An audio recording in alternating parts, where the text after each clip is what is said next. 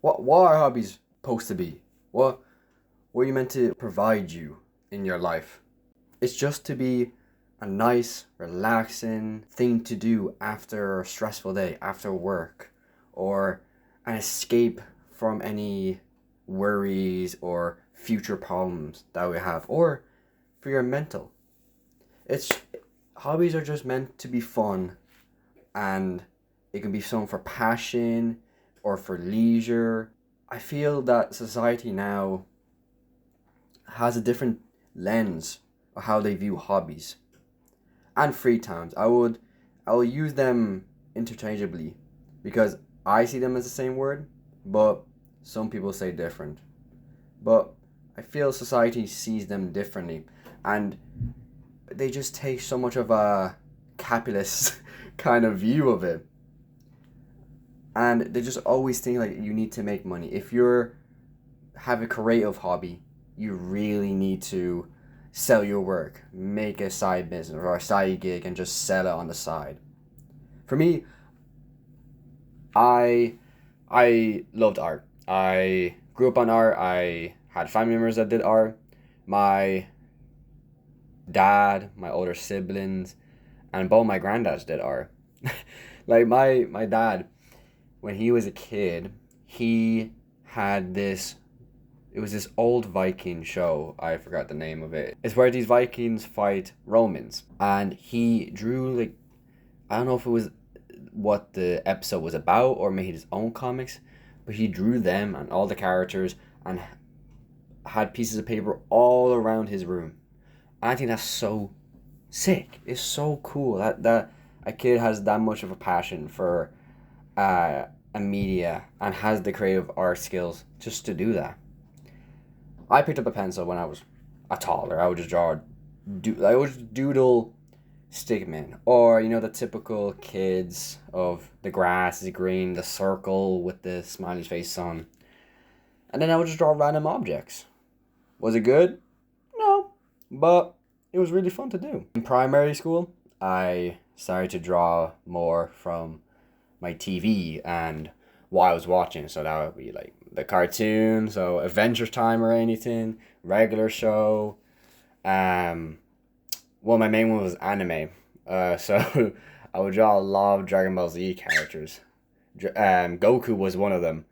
I would just draw different transformations or the new one that I would think would be cool. Now, they weren't the best to my standards now, but it was so fun to do. And I was getting better at doing it. Coming into secondary, picked an art class. I was finally in a class with other art students. And it was so interesting. People had different styles, different tastes, different ways, or what their subjects. Like some people might draw animals only or humans only.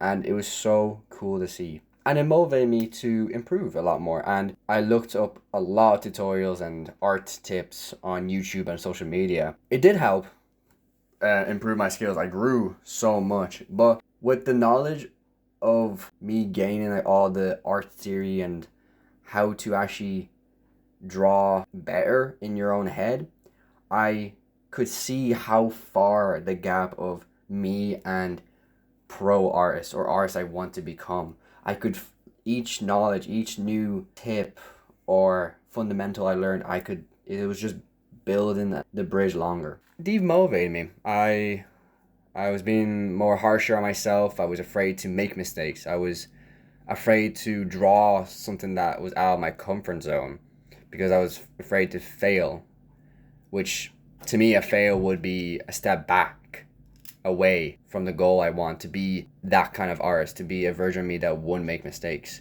And each time I made a fail, to me, I was getting further away. So I burnt out from it. I didn't do it for a bit. I think 1 or 2 years later, I came back. And I took a way lighter approach to I still studied art just to improve a little bit, but that wasn't my main focus. It shouldn't be my main focus. I'm trying to improve so much constantly every single session, I lost the touch of what I liked about art, which was just having fun drawing. I was too focused on improving. And I feel that's what social media and the hustle culture has right now with making money, always improving, don't always slack behind, don't be lazy. And social media, you show all the best bits, you never show the bad versions. It's so easy to compare, so easy. And I feel modern times right now, at least, it's taken a capitalist view on if you have a creative hobby or a hobby that can be made for content or business, that you should do it. It's why wouldn't you do it? You get the freedom, you do your passion, and you can make money on the side. I don't think everyone should. I'm not saying don't, but I will say that the most important bit is your intention behind it. I think you shouldn't write a book just to write a book. I feel you should write a book because you want to tell a story, to show this world that's in your head, the little details in it, within words, within pages. I don't think it should be all money. I don't think anything should be for that. I always say that's for any hobby. For hobbies that are not much skills, like watching a movie, watching a show, maybe reading books. I feel like that's in the middle of the two. Gardening. You can make money, but it can be a leisure. That's how I'm saying it right now. That social media has a thing of overconsumption. On Book Talk, there's videos where people would show off their library and be a whole room as big as a normal house of thousands of books, perfectly laid out, color coded, or organized by author or first letter. People would flex how much books they bought or how much pages they read in a day. So some how much books they read in a day. I think that's crazy. But that exposure leads to so much comparison and thinking you were doing worse.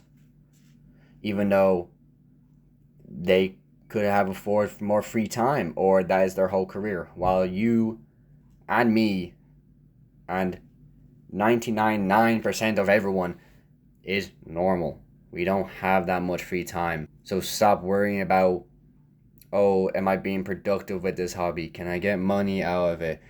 Is this interesting? Is it cool? Am I not embarrassed to say I do this? If it brings you joy, no matter what it is, as long as it's all not hurting anyone, just do it. If you love watching shows and you're watching Friends or The Big Bang Theory for the 7th time, just do it. And if you just want to make a video essay about it, because you're like, oh, I know so much and I want to tell others about it, go do it. But don't do it just for the destination, just for the goal. Do it for the process. Enjoy the journey, not the destination. You always have to think about that. I can't lie, I also need to think about it. Anytime I work out, I overthink and sometimes I switch my workout plans. I'm like, oh, I can add a set here, or I could try to do this exercise. And just showing up, even for 5 minutes, and maybe once a week, or is it twice a week? Once you're showing up, that's all that matters. And just enjoying it. Just enjoy and be in the present. Because if it does that for you, that is worth more than anything money can buy. If there's one advice I would say is have at least 2 hobbies if you can afford to.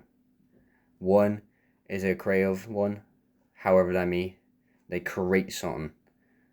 And the second one is a leisure, something that is low energy. So days that are so hard, like after work or something tragic happens, you can just almost turn off your brain and just relax.